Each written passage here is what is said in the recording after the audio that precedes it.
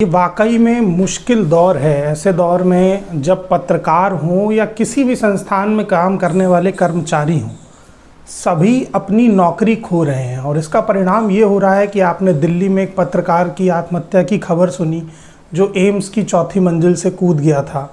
उसके बाद एक खबर आपने और दिल्ली से ही सुनी कि एक पत्रकार ने नौकरी जाने के बाद किस तरह से उस डर से गुजर के आत्महत्या का कदम उठाया। मैं उनका नाम नहीं ले पा रहा हूँ। इसके बाद एक और उत्तर प्रदेश के आप जब हालात देखते हैं तो यहाँ पर क्राइम का ग्राफ जिस तरह से बढ़ रहा है, दिन दहाड़े शुभम मणि की कानपुर में हत्या हुई गोली मार करके, उसके बाद नोएडा में एक पत्रकार की गोली मार के हत्या की गई। अब जो खबर आ रही है वो ये है कि वाराणसी में एक पत्रकार ने सुसाइड कर लिया और उसके पास से 4 पेज का सुसाइड नोट मिला है, जिसमें उसने ये बात भी मेंशन की है कि उसके ऊपर कर्ज था। ये बात मैं मीडिया रिपोर्ट्स के हवाले से कर रहा हूँ। कुछ छोटी मोटी वेबसाइट्स हैं जो इस खबर को कवर कर रही हैं, लेकिन जो बड़ा सवाल है वो ये है, उत्तर प्रदेश की कानून व्यवस्था सुदृढ़ है ऐसा योगी आदित्यनाथ कहते हैं। उसके बाद जब कानून का ग्राफ बढ़ता है तो या तो योगी आदित्यनाथ के पास वो रिपोर्ट्स नहीं पहुंच रही हैं या वो जानबूझकर ऐसी बातें बोल रहे हैं। वो पत्रकार जिसने आत्महत्या की वो रिपब्लिक भारत से जुड़ा हुआ था। उसकी एक फ़ोटो है अर्नब गोस्वामी के साथ जो बहुत ट्रेंड हो रही है, जगह जगह दिखाई जा रही है। नाराज़गी इस बात से है कि अर्नब गोस्वामी का रिपब्लिक भारत चैनल, जिसके टैगलाइन है कि वो रिपब्लिक है और उसमें भारत पूछता है, अर्नब गोस्वामी के उस सो कॉल्ड भारत में पत्रकारों की हत्या की एक भी खबर नहीं चलाई जाती है। उसका कारण ये है कि जब एक मीडिया चैनल किसी पार्टी की चाटुकारिता में व्यस्त होता है तो वो उन पत्रकारों के साथ भी न्याय नहीं कर पाता है जो उसके अपने संस्थान से जुड़े होते हैं। ये रोहित श्रीवास्तव नाम के इस पत्रकार की वाराणसी में आत्महत्या जब उसने की, उसके बाद जो नोट मिला उसमें कई तरह के सवाल हैं। उस पर हम बात नहीं कर सकते हैं क्योंकि अभी कुछ भी पुख्ता नहीं है, लेकिन हम इस बारे में ज़रूर बात कर सकते हैं कि 4 अगस्त से लेकर के, और आज 15 अगस्त है, आज़ादी का दिन है, इस 10 दिन के लंबे समय के बाद भी रिपब्लिक भारत ने एक बार भी उस खबर को वजन नहीं दिया और ना अपने किसी भी एपिसोड में उस खबर को जगह दी।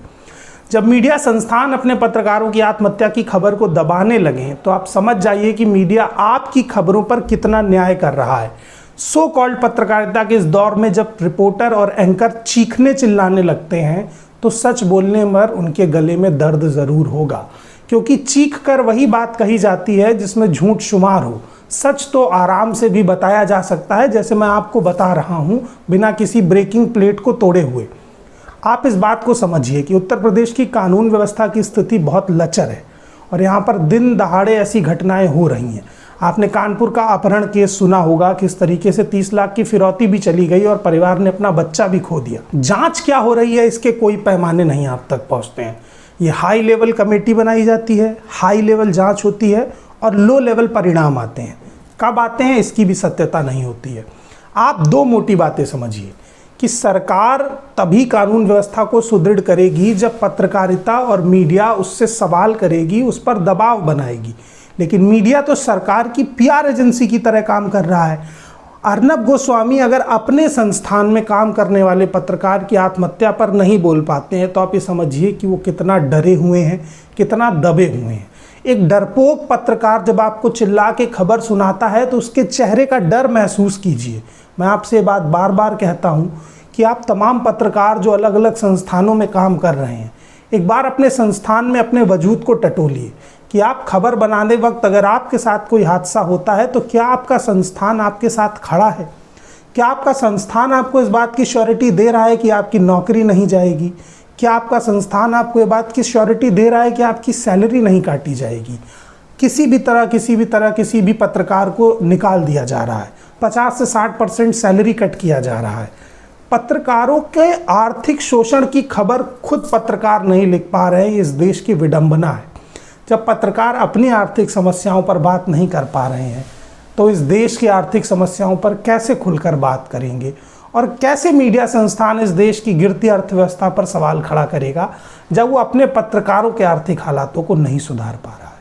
कहना यही है कि इस दौर में जब पत्रकारिता ने अपनी नैतिकता तो खो दिया है तो आप उन चैनल्स को देखिए, उन वेबसाइट्स पर खबर को पढ़िए जो आप तक सच पहुंचा रही हैं, जो कोई ब्रेकिंग नहीं देती हैं, कोई शीशा नहीं तोड़ती हैं, कोई बिजली नहीं गिराती हैं, बम गोला बारूद नहीं चलाती हैं, आपको खबर बताती हैं। खबर ही अगर आपको देखनी है तो आप बोलतंत्र को सब्सक्राइब कीजिए, बेल आइकन दबाइए और हमें कमेंट बॉक्स में ये ज़रूर बताइए कि क्या आप जिस भी संस्थान में काम करते हैं वहाँ के माहौल में आपको ऐसा लगता है कि सच्ची खबर लिखने पर आपके ऊपर कोई कार्यवाही नहीं होगी, आपका सैलरी कट नहीं होगा और आपका संस्थान आपके साथ मजबूती से खड़ा है। तब तक के लिए बोलतंत्र को देखते रहिए। धन्यवाद।